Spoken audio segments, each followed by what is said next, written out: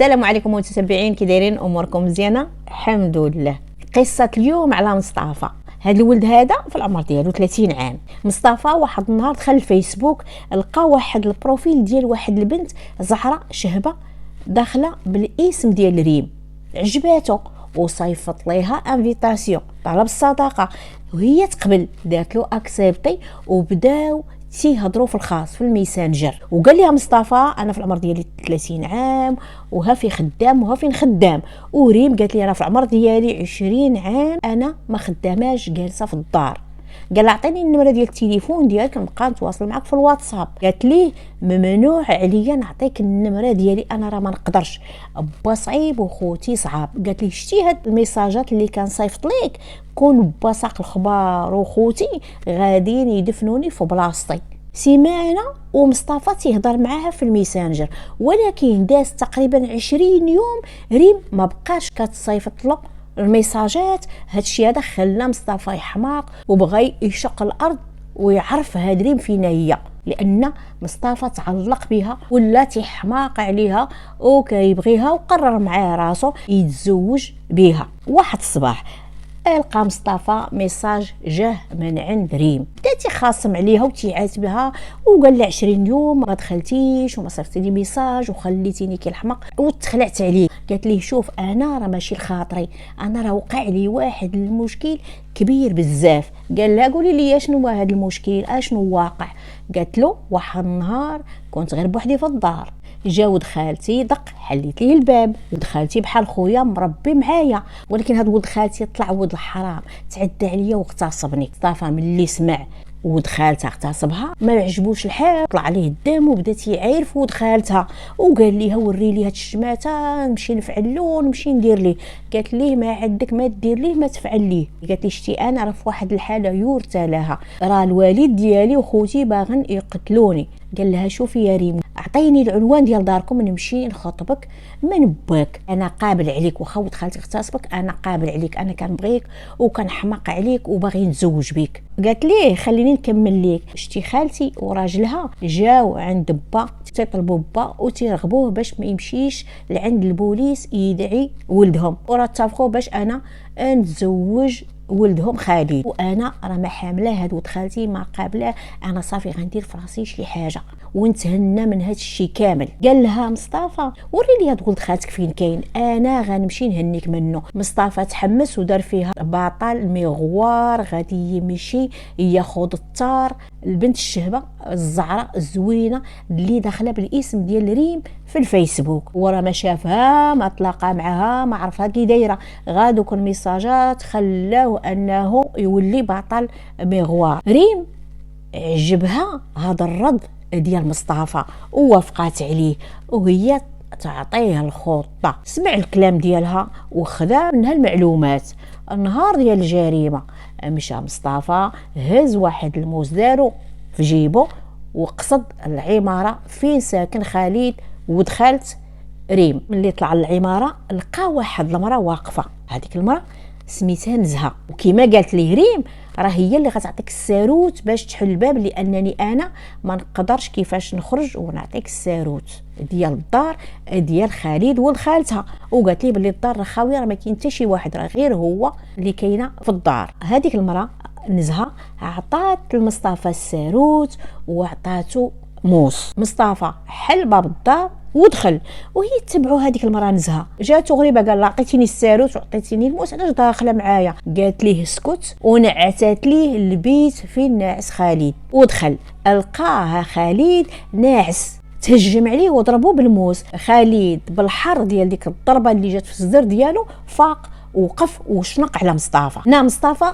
طاح ليه الموس وبدات يدابز هو وخالد. نزهه بدات كتحامي على مصطفى كتضرب خالد ملي شاف نزهه كتضربو قال ليها اش كديري المراه، خليتي هاد الشفار وهاد المجرم تضربيه كتضربيني انا اللي راجلك. مصطفى ما جاب في الكلام ديال الراجل، جبد الموس اللي جايبو معاه وبدا كيضرب في خالد وخلاه تما جثه هامده وخرج مع الباب. بدات نزهه تتغوات العاده وعتقوا الروح. دخلوا عندها الجيران وجاو البوليس. دابا غتسائلوا نتوما مع راسكم علاش نزهه جلسات في الدار حدا لجوثه خالد وبدات كتبكي وكتغوت، وهي اللي عطات المصطفى الساروت وعطاتو الموس باش يدخل يقتل خالد. اللي عنده شي فكره يخليها لنا في التعاليق. المهم جاو البوليس داو بالجثه ديال خالد للطب الشرعي وبدا البحث والتحقيق في هذه الجريمه هذه. سولوا نزهه قالوا لا شنو وقع، قالت لهم انا وراجلي كنا خارجين، كنتفاجئوا ملي حلينا الباب كنلقاو الشفار في قلب الدار. راجلي قالت لهم شنق عليه وبداو كيدابزوا. الشفار كان عنده الموس جبدو وبدا كيضرب في راجلي، وانا كنت كندافع على راجلي. ها نتوما شوفوا يديا راه الشفار ضربني حتى انا بالموس. كتعرفي عمرك شتي؟ قالت لهم ما تنعرفوش وما عمري شفتو، وحتى الجيران ما سمعوا ما شافوا حتى شي حاجه. خرج التقرير ديال الطبيب الشرعي. التقرير ديال الطبيب الشرعي تيقول باللي خالد ملي تلقى الضربه الاولى كان ناعس، ما كانش واقف كيما قالت نزهه. وهذيك جروح اللي عندها في اليد ديالها هي اللي ضربه راسها، ماشي كيما قالت الشفار هو اللي ضربها.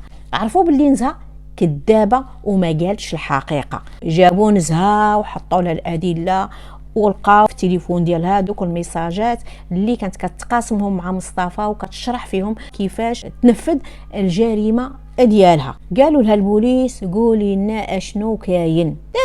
نزهه تعترف، قالت ليهم انا وخالد مزوجين تقريبا هذه شي 20 عام، عندناش الاولاد وعندي مشاكل معاه بزاف.